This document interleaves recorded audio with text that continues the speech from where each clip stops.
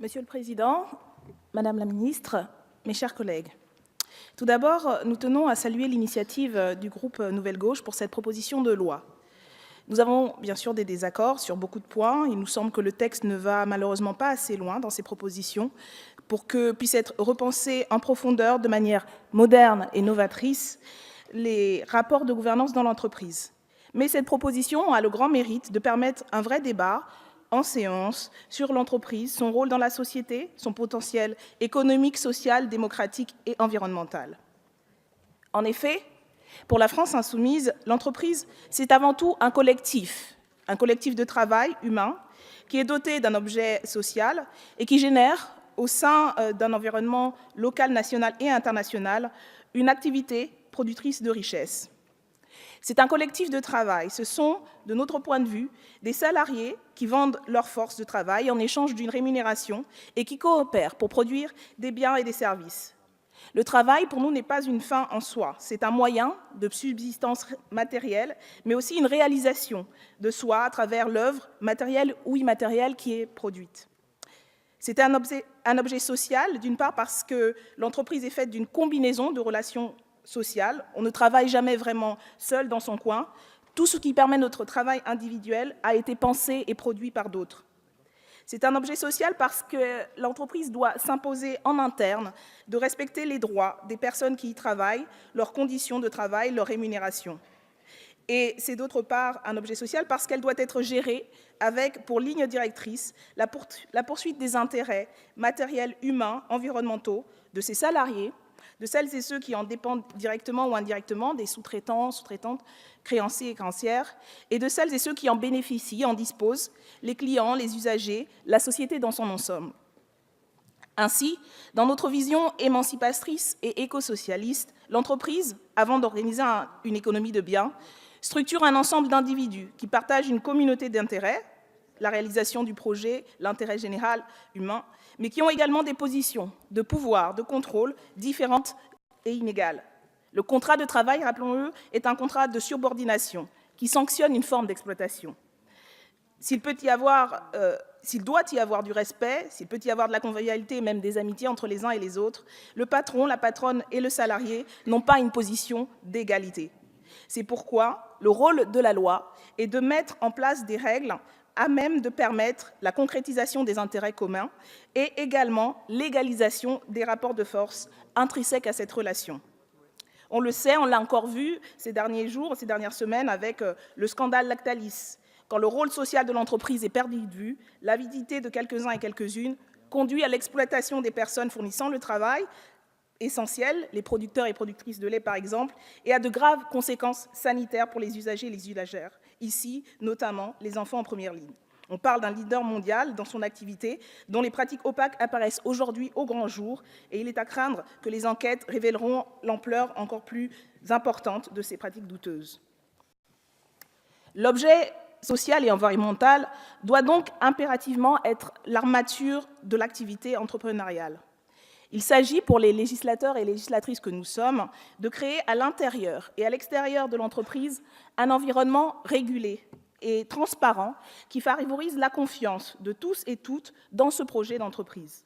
La vraie question, pour nous, donc, une fois que nous avons parlé de confiance, de transparence, mots qui sont également très chers, en apparence au moins à l'actuel gouvernement, est celle de savoir comment rendre concret dans les procédures de prise de décision, comme dans les procédures de contrôle du respect de l'intérêt général.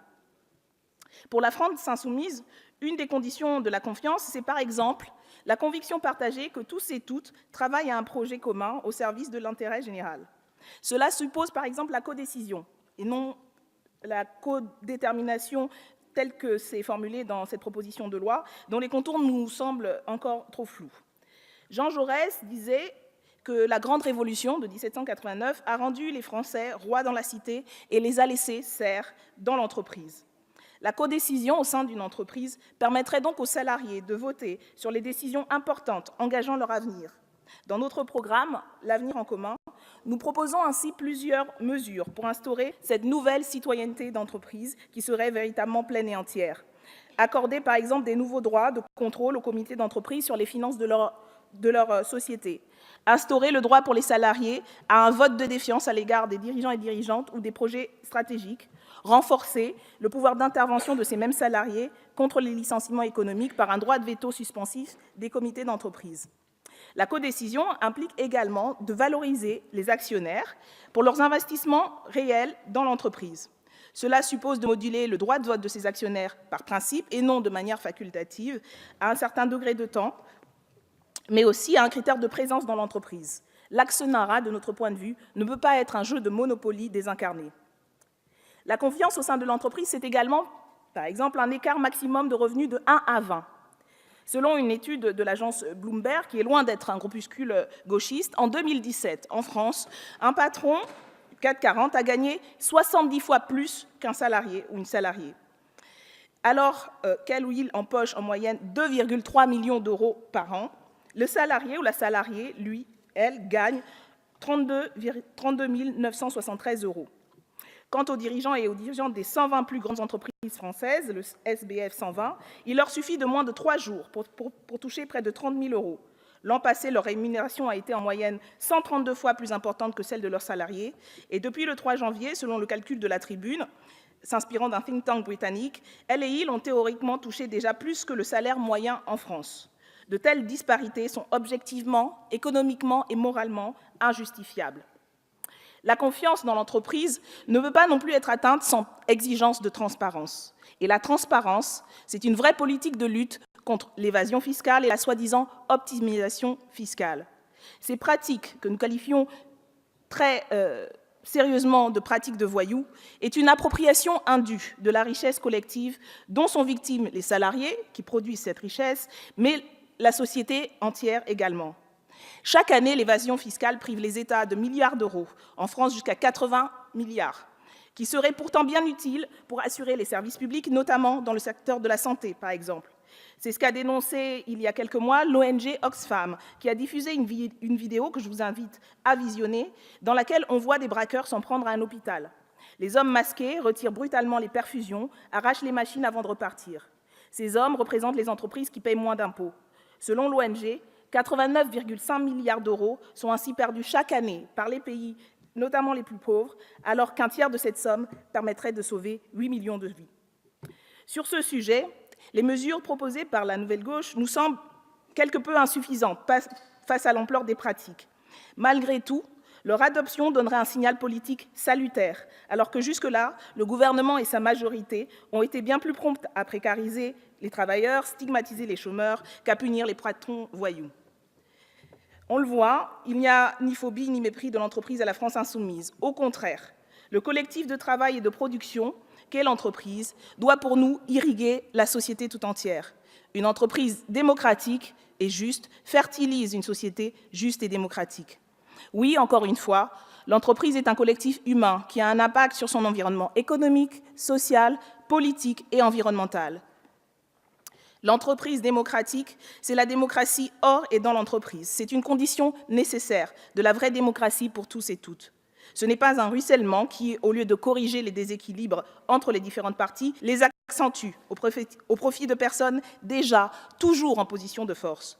Ce n'est pas redistribuer les richesses produites par la force de travail de tous et toutes à des personnes déjà toujours plus riches, sans plafond, sans limite. Ce n'est pas non plus la maxi-régulation pour les uns, les plus vulnérables, et l'autorégulation pour les puissants et les puissantes. Ce n'est pas mettre tous et toutes en concurrence pour produire frénétiquement sans que cela ne serve ni ne profite sur le court, moyen terme à personne et certainement à la planète.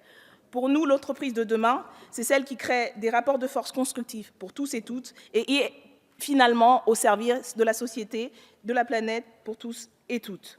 C'est pourquoi nous saluons l'examen de cette proposition de loi et espérons pouvoir avoir ce débat jusqu'au bout et pas simplement qu'il soit renvoyé en commission comme semble vouloir le faire la majorité, sans attendre des débats qui ont lieu et qui vont avoir lieu, mais en envoyant encore une fois un véritable signal qui montrerait et corrigerait les actions menées, notamment lors du vote des ordonnances travail, notamment lors du vote des budgets, où l'on a vu malheureusement que le programme de ce gouvernement sert beaucoup plus les intérêts des plus riches que des plus vulnérables. Nous avons l'occasion ici de commencer à corriger le tir et je vous appelle à agir en ce sens.